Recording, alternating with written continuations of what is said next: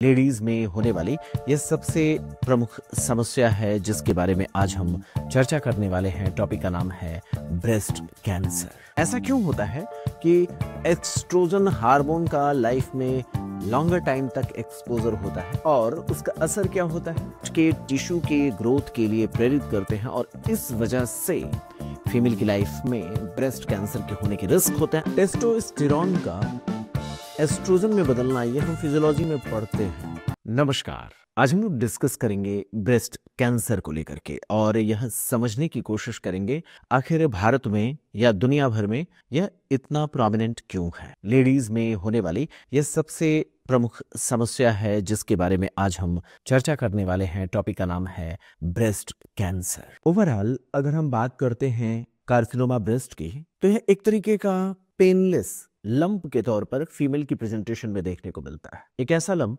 जो अपर outer quadrant में present होता है। सामान्य तौर पर यह लंप पेनलेस होता है। अगर कोई फीमेल 60 इयर्स के आसपास की एज ग्रुप की हैं और वो कह रहे हैं कि उनके ब्रेस्ट में कोई लंप है जो पेनलेस है, तो काफी हद तक एक हमारे दिमाग में विचार आ जाना चाहिए कि ये मामला ब्रेस्ट कैंसर का हो सकता है। हम उसे इग्नोर नहीं कर सकते हैं। सवाल यह भी आता है कि जो इसके मामले हैं वो किसकी वजह से होते हैं। तो आमतौर पर जो जेनेटिक एसोसिएशन है ब्रेस्ट कैंसर का, वो केवल 10% मामलों में देखने को मिलता है। 90% मामलों में ये स्पोरेडिक कारणों की वजह से होते हैं, जिसमें फीमेल की लाइफस्टाइल, उसके लाइफ के इवेंट्स इसके लिए रिस्पॉन्सिबल होते हैं। वो कौन से कारण हैं जिसकी वजह से स्पोरेडिक ब्रेस्ट कार्सिनोमा के मामले देखने को मिलते हैं, इस पर हम यहाँ पर बात करेंगे। 90% मामले स्पोरेडिक ही होते हैं जिसमें एस्ट्रोजन हार्मोन्स का लगातार लाइफ में एक्सपोजर होना। ऐसा क्यों होता है कि एस्ट्रोजन हार्मोन का लाइफ में लॉन्गर टाइम तक एक्सपोजर होता है और उसका असर क्या होता है। हम जानते हैं ब्रेस्ट के जो लोब्यूल्स होते हैं वो एस्ट्रोजन हार्मोन्स के प्रभाव में प्रोलिफरेट करते हैं। ब्रेस्ट टिश्यू के ग्रोथ के लिए एस्ट्रोजन हार्मोन्स का अपना एक इम्पोर्टेंस होता है और अगर ये हार्मोन लगातार फीमेल की लाइफ में बना रहे तो ब्रेस्ट कैंसर के डेवलप होने के चांसेस होते हैं। तमाम ऐसे इन्वायरमेंटल फैक्टर जैसे रेडिएशंस हो गए या फिर फीमेल के लाइफ की अपनी हैबिट्स इसके लिए रिस्पॉन्सिबल हो सकती है। हार्मोनल फैक्टर में देखा जाए तो अर्ली मेनार्की और लेट मेनोपॉज यानी फीमेल की लाइफ में मेंस्ट्रुअल साइकिल बहुत लंबा चला है। इसकी वजह से हर मंथ में जैसे जैसे प्राइमरी फॉलिकल ग्राफियन फॉलिकल तक पहुंचता है, तो हर मंथ में इस पूरे डेवलपमेंटल प्रोसेस में एस्ट्रोजन हार्मोन्स बनते हैं। ये एस्ट्रोजन हार्मोन्स ब्रेस्ट के टिश्यू को लगातार ग्रोथ करने के लिए प्रेरित करते हैं। ये क्या करते हैं दोस्तों? ये ब्रेस्ट के टिश्यू के ग्रोथ के लिए प्रेरित करते हैं और इस वजह से फीमेल की लाइफ में ब्रेस्ट कैंसर के होने के रिस्क होते हैं अगर उनमें अर्ली मेनार्की या लेट मेनोपॉज का मामला देखा गया। सामान्य तौर पर मेंस्ट्रुअल साइकिल सीज होती है अगर फीमेल की लाइफ में प्रेगनेंसी जैसे इवेंट्स आते हैं, लेकिन अगर नलिपैरिटी हो जिसमें प्रेगनेंसी का इवेंट हुआ ही नहीं, मेंस्ट्रुअल साइकिल सीज नहीं हुआ, यानी कंटिन्यू अगर मेंस्ट्रुअल साइकिल जितना ही ज्यादा फीमेल की लाइफ में चलेगा उतना ही ज्यादा नेचुरली एस्ट्रोजन बनेगा। जो बनने वाला एस्ट्रोजन होगा वो ब्रेस्ट के टिश्यू को ग्रोथ करने का मौका देगा। इतना ही नहीं, ब्रेस्ट के टिश्यू के डेवलपमेंटल प्रोसेस में हाई फैट डाइट का भी अपना इंपॉर्टेंस होता है। इसी वजह से ओबीज लेडीज में ब्रेस्ट कैंसर के होने के रिस्क ज्यादा देखे गए। इसकी वजह क्या है? आप जानते हैं पेरिफेरल कन्वर्जन टेस्टोस्टेरोन का एस्ट्रोजन में बदलना, ये हम फिजियोलॉजी में पढ़ते हैं। ये फैटी टिश्यूज में होता है। आप इस चीज के बारे में जानकारी रखते हैं और ये कन्वर्जन हाई फैट डाइट लेने पर या फिर ओबीज फीमेल में फैटी टिश्यूज जो होते हैं वो एस्ट्रोजन बनाने में पेरिफेरल जो कन्वर्जन होता है उसके लिए ज्यादा तौर पर रिस्पॉन्सिबल होते हैं। एस्ट्रोजन एक बार लंबे समय तक अगर लाइफ में मिलता है तो डक्ट्स या लॉब्यूल्स जो ब्रेस्ट के होते हैं वो तेजी से डेवलप होते हैं। इसी तरीके से इरेडिएशन अपने आप में एक रिस्क फैक्टर होता है। डाइट, जिसमें फीमेल अगर अपनी लाइफ में अल्कोहल का सेवन ज्यादा करती हैं तो ऐसी फीमेल में भी देखा गया है ब्रेस्ट कैंसर के मामले ज्यादा तौर पर होते हैं। तो ये कुछ ऐसी कंडीशंस हैं जिसमें भारतीय महिलाएं इसके साथ प्रभावित होती हुई देखी गई हैं। कारण हमें समझ में आ गया है और यह भी पता है इसका बर्डन भारत में बहुत ज्यादा है। Most common cancer in female in India. किस तरीके से कोई पेशेंट हमारे सामने आकर के प्रेजेंट करेंगे वो बताएंगे। और 90% मामलों में जो पेशेंट आते हैं, 90 या 80 to 90% हम कह सकते हैं, जो पेशेंट्स आते हैं वो more than 50 years age group के होते हैं। मोर देन 50 ईयर यानी पोस्ट मेनोपॉजल एज ग्रुप की कोई फीमेल आएंगी, वो कहेंगी डॉक्टर साहब हार्ड इमोबाइल कोई सिंगल डोमिनेंट लंप है जिसके बॉर्डर इरेगुलर हैं और वो डेवलप हुआ है। फीमेल ये भी कह सकती हैं डॉक्टर साहब इसमें स्किन का रिट्रैक्शन होता हुआ हमने देखा है। आप खुद भी जब क्लिनिकल एग्जामिन करेंगे तो चीजें देखने को मिलेगा, स्किन का रिट्रैक्शन। एक यह भी प्रेजेंटेशन उसके साथ एसोसिएटेड हो सकता है। वो अल्सरेशन की बात कर सकते हैं, निप्पल एरियोला के आसपास के एरियाज में अल्सरेशन की बात कह सकते हैं। वो ये भी कह सकती हैं डॉक्टर साहब जो निप्पल है वो इन्वर्ट हो गया है। वो ये भी कह सकती हैं प्योर डी ऑरेंज जैसी घटनाएं उनकी लाइफ में, मीन्स जो टेक्सचर है ब्रेस्ट के टिश्यू का वो कुछ इस तरीके से देखने को मिल रहा है जैसे ऑरेंज की जो कोटिंग होती है, ऑरेंज की जो पीलिंग होती है, वो जिस तरीके से आपको बाहर की जो लेयर होती है ऑरेंज की, वो ऐसा ब्रेस्ट के टिश्यू का अपीयरेंस देखने को मिलता है जो प्योर डी ऑरेंज के ऐसा अपीयरेंस दर्शाता है। इस पर लगातार सवाल पूछे गए हैं, कुछ इस तरीके से जैसे ऑरेंज के छिलके होते हैं, कुछ वैसा यहाँ पर अपीयरेंस ब्रेस्ट के टिश्यू का देखने को मिलता है। कुछ फीमेल ये भी कह सकती हैं कि उनके निप्पल से ब्लडी डिस्चार्ज हो रहा है। कुछ की समस्या एक्जिला में, ब्रेस्ट में तो लंप है ही, एक्जिला में भी लिम्फ नोड्स की स्वेलिंग उनकी प्रेजेंटेशन हो सकती है। तो इस तरीके से हमारे सामने पेशेंट आते हैं। इमेजिन करें किस तरीके से कोई पेशेंट आते हैं और उनकी कंडीशन को कैसे हम इवेलुएट करते हैं उस पर थोड़ी सी बात करते हैं। रीना कोई 60 ईयर ओल्ड फीमेल जिनके अपर आउटर क्वाड्रेंट में एक लंप है। अधिकतर मामलों में, आमतौर पर 60% मामलों में ये पेनलेस होता है। तो रीना ने क्या बताया, आपके पास आते हुए कहा डॉक्टर साहब एक हार्ड पेनलेस लंप है या स्वेलिंग है जिसे उन्होंने ऑब्जर्व किया है। और यह पेशेंट जब आपको बताएंगी तो अधिकतर मामलों में वो बताएंगे कि ये upper outer part of the breast में इसकी प्रेजेंस देखने को मिलती है। अगर आप इस तरीके से 4 क्वाड्रेंट्स में डिवाइड करें तो अपर आउटर क्वाड्रेंट में इस तरीके से ब्रेस्ट के लंप की प्रेजेंस हमें देखने को मिलती है। एक डॉक्टर के तौर पर अगर हम स्टेप वाइज अप्रोच करते हैं तो हम इस बारे में इंश्योर हो सकते हैं, 99.9% तक हम इंश्योर हो सकते हैं ये ब्रेस्ट कैंसर का मामला होगा। और इसके लिए हम ट्रिपल असेसमेंट करते हैं। अगर ट्रिपल असेसमेंट आपने कर लिया तो आप इस लंप के बारे में 99.9% इंश्योर हो सकते हैं कि ये है क्या, कैंसर है या नहीं है। हम आगे आपके साथ बहुत सारे मामलों के बारे में चर्चा करेंगे जिसमें ये बात हम डिस्कस करेंगे कि सारे ब्रेस्ट लंप या ब्रेस्ट की हर एक पैथोलॉजिकल कंडीशन कैंसर नहीं होती है। बहुत सारे मामले ऐसे होते हैं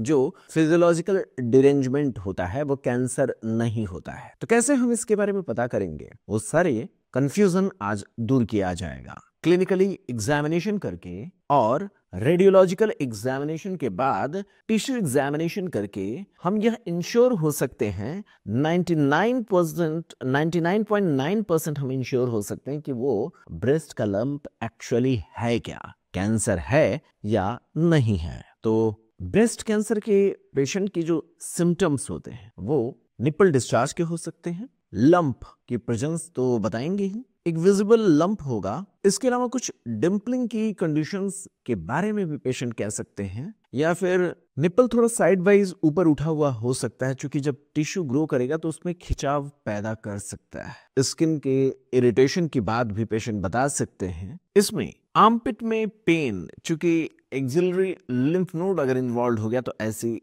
सिम्टम लेकर के पेशेंट आ सकते हैं। स्किन का टेक्सचर चेंज हो सकता है अगर ये इन्फ्लामेटरी ब्रेस्ट कैंसर का मामला है। इस बारे में हम अभी बात करेंगे आपसे। सामान्य तौर पर breast cancer post menopausal female में होता है। जिसके अधिकतर मामले देखे गए हैं वो आफ्टर 50 इयर्स या उसके बाद का जो एज ग्रुप है उसमें इसकी संभावनाएं सामान्य तौर पर देखी गई हैं। अगर किसी यंग एज में देखा जाता है, यंग एज की फीमेल में ब्रेस्ट कैंसर का मामला देखा जाता है, तो वो जेनेटिक एसोसिएशन लिए हुए होता है और इसके इंसिडेंसेस बहुत कम होते हैं। अब देखें तो 20-year-old किसी यंग गर्ल में ब्रेस्ट कैंसर के होने के चांसेस 0.06% ही होते हैं, जबकि 70 ईयर की एज तक पहुंचते पहुंचते ये रिस्क 3.84% तक पहुंच जाता। जाहिर सी बात है, आप इसमें तुलना करें और आप देख सकते हैं कितने टाइम्स रिस्क बढ़ चुका है।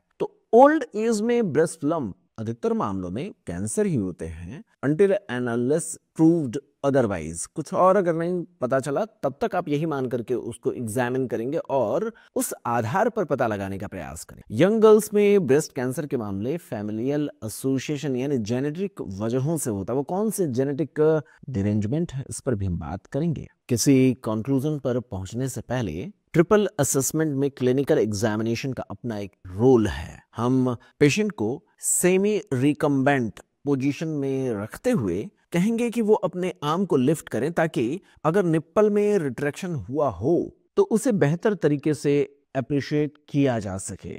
आप यहां पर देख सकते हैं निप्पल का रिट्रैक्शन अंदर की ओर खिंचा हुआ है। इस तरीके का रिट्रैक्शन पेशेंट की प्रेजेंटेशन हो सकती है। कुछ मामलों में ये बिनाइन कंडीशन होती है, कुछ मामलों में कैंसर के साथ जुड़ी हुई कंडीशन होती है। इसमें रिट्रैक्शन का कारण क्या है, इस पर हम आगे आपसे चर्चा करेंगे। इतना ही नहीं, हम अल्टरनेटली फीमेल पेशेंट को कहेंगे, जो पेशेंट हमारे पास आई हुई हैं उनको कहेंगे कि वो अपने चेस्ट की मसल्स को अल्टरनेटली वो कॉन्ट्रैक्ट एंड रिलैक्स करें ताकि पेक्टोरलिस मेजर मसल्स की फिक्सिटी को हम इवैल्यूएट कर सकें। जो लंप है वो पेक्टोरलिस मेजर मसल को तो इन्वॉल्व नहीं किए हुए है। इसी तरीके से हम चेस्ट वॉल की फिक्सिटी, जिसमें हम चेक करने के लिए पेशेंट को आगे की ओर बेंड करने होने को कहते हैं और इसके द्वारा इंटरकॉस्टल मसल्स या रिब्स तक इसका इन्वॉल्वमेंट तो नहीं है, मेटास्टेसिस या ब्रेस्ट टिश्यू का इन्वॉल्वमेंट इंटरकास्टल मसल्स तक तो नहीं है। इस चीज को इवेलुएट करते हैं। यह भी देखने की कोशिश करते हैं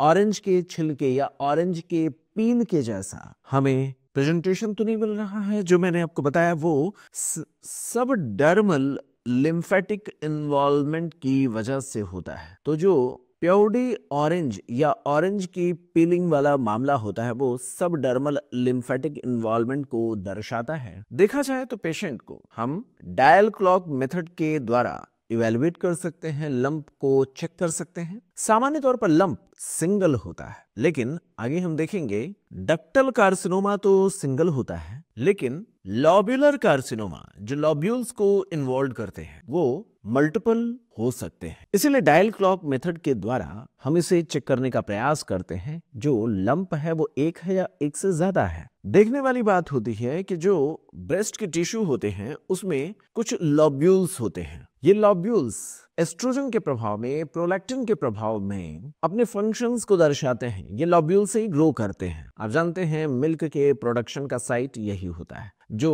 यहाँ ग्रो करता है एस्ट्रोजन हार्मोन्स के प्रभाव में। इसीलिए अगर मेंस्ट्रुअल साइकिल लंबा चला, बीच में प्रेगनेंसी ने उसे सीज नहीं किया, प्रेगनेंसी ने सीज नहीं किया मेंस्ट्रुअल साइकिल को, तो ये लॉब्यूल्स हर मेंस्ट्रुअल साइकिल के साथ ही एस्ट्रोजन के प्रभाव में ग्रो करते रहेंगे। इमेजिन करिए जैसे जैसे प्राइमरी फॉलिकल से ग्राफियन फॉलिकल की ओर परिवर्तन होते हैं, बाहरी लेयर्स एस्ट्रोजन हार्मोन की सिंथेसिस करती जाती हैं। जो ग्राफियन फॉलिकल है उससे एस्ट्रोजन की सिंथेसिस होती जाती है। वो एस्ट्रोजन इस लॉब्यूल को ग्रो करने का मौका देता है। इस दौरान सेल्स ग्रो करेंगे, वो डैमेज होंगे। इस वजह से यहाँ पर जो सेलुलर कंट्रोल होता है वो स्थापित नहीं हो पाता है, वो गड़बड़ हो जाता है। उम्मीद करता हूँ ये चीज आप समझ पा रहे हैं। एस्ट्रोजन की अधिकता की वजह से यहाँ लॉब्यूल्स में ग्रोथ होता रहता है। चूंकि लॉब्यूल्स नेचुरली भी बहुत ज्यादा ग्रो करता है, हर मेंस्ट्रुअल साइकिल में इसे ग्रो करना ही होता है, तो ये एक नेचुरल टेंडेंसी रखता है अपने आप में ग्रो करने का।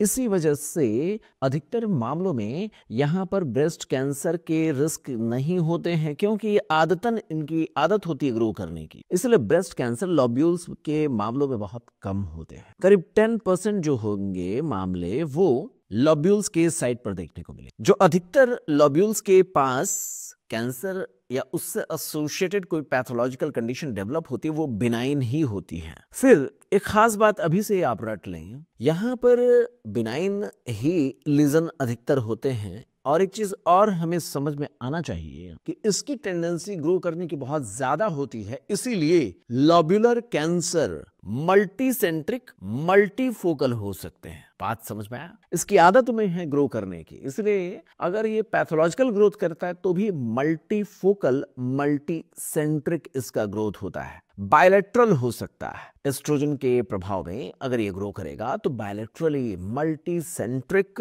मल्टीफोकल बायलैटरल लॉब्यूलर कैंसर की प्रेजेंस होती है। क्यों होती है इसको मैंने आपको जस्टिफाई करने का प्रयास किया है। वहीं देखा जाए तो डक्ट्स के साइट पर, डक्ट्स के लेवल पर सामान्य तौर पर इसे ग्रो करने की आदत नहीं होती है, सिर्फ एक मिल्क को आगे बढ़ाने के लिए पैसेज का काम करता है। तो इसलिए डक्ट्स अगर ग्रो कर रहे हैं तो बहुत कम चांस है कि बिनाइन होगा। 80% मामलों तक या 80 to 90% मामलों तक ये डक्ट्स में अगर कोई चेंजेस हो रहा है तो बिनाइन नहीं हो सकता, क्योंकि इसकी आदत नहीं है लगातार प्रोलिफरेट करने की। इसलिए अगर ये प्रोलिफरेट कर रहे हैं तो वो कैंसर ही हो, याद रहेगा। तो हमें इस चीज को ध्यान रखना होगा, जो 80% तक मामला होता है कैंसर का, वो डक्ट्स के आसपास के रीजन को इन्वॉल्व करता है। लॉब्यूल्स के साइड पर जो होंगे वो बिनाइन होते हैं। अभी तक जो बात मैंने आपको बताया, लॉब्यूल्स के लेवल पर कई सारे ग्रोथ हो सकते हैं। डक्ट्स के लेवल पर सिंगल बड़ा मास होगा, लेकिन लॉब्यूल्स में अगर ग्रोथ होता है तो मल्टीपल साइट्स, मल्टीफोकस और बायलैटरल इन्वॉल्वमेंट के साथ पेशेंट की प्रेजेंटेशन हो सकती। इसीलिए हर एक लंप को चेक करने के लिए डायल क्लॉक मेथड का इस्तेमाल किया जाता है। इसमें हम एक सर्किल के शेप में लगातार चेक करते हुए आगे बढ़ते जाते हैं और कोई भी लंप छूटने ना पाए इसको इंश्योर करते हैं। वहीं देखा जाए वर्टिकल स्ट्रिप मेथड, जिसमें हम कोशिश करते हैं ऊपर से नीचे तक एक बार चले और उसके बाद नीचे से ऊपर की ओर चलते जाएंगे, और मकसद ये होगा कि किसी भी लंप को इग्नोर नहीं करना है। जो भी लंप हो सकते हैं उनकी संख्या के बारे में पता करना है। ये नहाते समय यंग गर्ल्स या हर एक लेडी को वीकली या मंथली या ट्वाइस इन अ मंथ इस तरीके के एग्जामिनेशन करते रहना चाहिए। एक तरीका ये भी हो सकता है कि आप स्पोक व्हील के जैसे पेरिफेरी से सेंटर की ओर लगातार लंप को टेस्ट करते हुए जाएं, जैसे स्पोक व्हील होता है ना वैसा। तो ये क्लिनिकल एग्जामिनेशन हमारी बहुत सारी मदद कर देता है। पहली बात ये कि जो लंप है वो कितने है तो उसका साइज क्या हो सकता है, कितना बड़ा हो सकता है, ये सारा हमने एक अनुमान लगा लिया। इसके रिस्क किन फीमेल में ज्यादा होते हैं? मैंने आपसे कहा अधिकतर मामलों में हार्मोनल डिसरेगुलेशन या स्पोरेडिक ब्रेस्ट कैंसर के मामले ही देखने को मिलते हैं। इसका रिस्क फैक्टर हार्मोनल एक्सप्रेशन और एनवायरमेंटल फैक्टर होता है। हार्मोनल आपको पता है सारे वजहों को हम लोगों ने चर्चा कर रखा है। एनवायरमेंटल जो फैक्टर इसके लिए रिस्पॉन्सिबल होते हैं उसके बारे में भी हमने बात कर ली है। जैसा कि मैंने आपको बताया, क्लिनिकली आपने एग्जामिन कर लिया, अगला पार्ट आता है क्या? मैमोग्राफी या अल्ट्रासाउंड। तो जो अल्ट्रासाउंड है वो 40 इयर्स या उससे कम उम्र की लेडीज में बेहतर रिस्पांस देता है। वहीं मैमोग्राफी ज्यादा उम्र की लेडीज में, जब डेंस टिश्यू ब्रेस्ट में प्रेजेंट होता है तो उस समय मैमोग्राफी अच्छा नहीं माना जाता, उस समय अल्ट्रासाउंड। इसलिए 30 year 40 years up to 40 years तक हम अल्ट्रासाउंड पर ज्यादा भरोसा करते हैं। रेडियोलॉजिकल एग्जामिनेशन, क्लिनिकल एग्जामिनेशन तो हमने कर लिया। इस ब्रेस्ट के लंप के लेवल पर रीना या सीमा की जो शिकायत थी कि एक नया ब्रेस्ट मास जो कि हार्ड है, पेनलेस है, लंप है या स्वेलिंग है, उसके लिए क्लिनिकल एग्जामिनेशन के बाद हम मैमोग्राफी करवाते हैं। मैमोग्राफी सामान्य तौर पर 40 इयर्स या उससे ज्यादा उम्र की लेडीज में बहुत अच्छा रिस्पांस देता है, और इसमें माइक्रो कैल्सिफिकेशन अगर पता चल रहा है तो श्योर है डक्ट्स के लेवल पर कैंसर डेवलप हुआ है। मेरे इस बात को कहने का मतलब क्या है, इसको हम यहां पर देख सकते हैं। पीछे की ओर हम देख रहे हैं पेक्टोरालिस मेजर मसल, आगे की ओर हम यहां पर देख रहे हैं acini. Acini means vacant space. ये है कहां पर? लॉब्यूल्स में है। कई सारे लॉब्यूल्स जब मिलते हैं तो बनाते हैं डक्ट्यूल्स। ये एरिया होता है डक्ट्यूल्स का। ध्यान रहे अधिकतर जो कैंसर होते हैं वो इसी टर्मिनल डक्ट या डक्ट्यूल्स के लेवल पर ही डेवलप होते हैं। अधिकतर ब्रेस्ट कैंसर यहीं पर डेवलप। लोब्यूल्स में अगर कोई पैथोलॉजिकल डिरेंजमेंट होता भी है तो वो कुछ बिनाइन कंडीशंस के साथ एसोसिएटेड होता है। डक्ट्स में अगर कोई कैंसर हुआ है, जो कि 80% तक डक्ट्स में ही कैंसर होता है, और टर्मिनल डक्ट, लोब्यूल्स के जस्ट सटा हुआ जो डक्ट का पार्ट होता है टर्मिनल डक्ट, वहां पर अधिकतर मामलों में कैंसर होता है। और मैमोग्राफी पर उस रीजन को हम अप्रिशिएट कर सकते हैं for more than 40 years of age group. ये प्रेजेंटेशन दर्शाता डक्ट्स के लेवल पर एक्चुअल में सेल्स की डेथ होती है, क्योंकि ये डक्ट के भीतर ही ये सेल्स ग्रो करते हैं। ग्रो करने के बाद जब इन्हें न्यूट्रिएंट्स सफिशिएंट नहीं मिलता है तो ये इनकी डेथ हो जाती है। इनके लेवल पर सेंट्रल नेक्रोसिस देखने को मिलता है। ये सेंट्रल नेक्रोसिस वाले हिस्से पर इस तरीके के डेड टिश्यू पर कैल्शियम आकर के डिपॉजिट हो जाता है, जो डिस्ट्रॉफिक कैल्सिफिकेशन का मामला हो सकता है।